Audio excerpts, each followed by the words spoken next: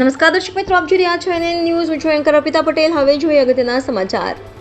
જિલ્લા કક્ષાનો નસવાડી તાલુકા ખાતે 15મી ઓગસ્ટ 78માં સ્વાતંત્ર્ય દિનની ઉજવણી કરવામાં આવી.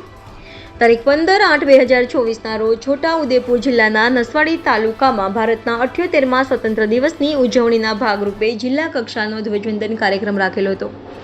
એમાં મુખ્ય મહેમાન આઈએએસ શ્રી અનિલ ધામેલિયા, કલેક્ટર સાહેબ તેમજ પ્રાયોજના વહીવટદાર સચિન સાહેબ તેમજ સંખેડા તાલુકાના ધારાસભ્ય શ્રી અભિસિંહભાઈ તડવી તેમજ છોટાઉદેપુર જિલ્લાના સાંસદ શ્રી જસુભાઈ રાઠવા તેમજ પૂર્વ સાંસદ શ્રી ગીતાબેન રાઠવા તેમજ નસવાડી તાલુકાના પૂર્વ ધારાસભ્ય શ્રી ધીરુભાઈ ભીલ તેમજ એલડીએમ સાહેબ છોટાઉદેપુર તથા છોટાઉદેપુરના તમામ ઓફિસના પદાધિકારીઓ, સ્ટાફ મિત્રો, વિદ્યાર્થીઓ સહિત વાલીઓએ હાજરી આપી તેમજ કલેક્ટર સાહેબ દ્વારા સરકારની અનેક યોજનાઓ વિશે માહિતી આપવામાં આવી હતી.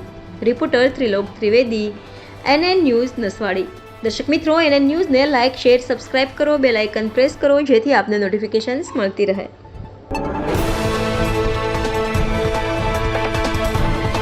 ફંડ, સ્ટાર્ટઅપ ફંડ વગેરે આપવામાં આવેલું છે.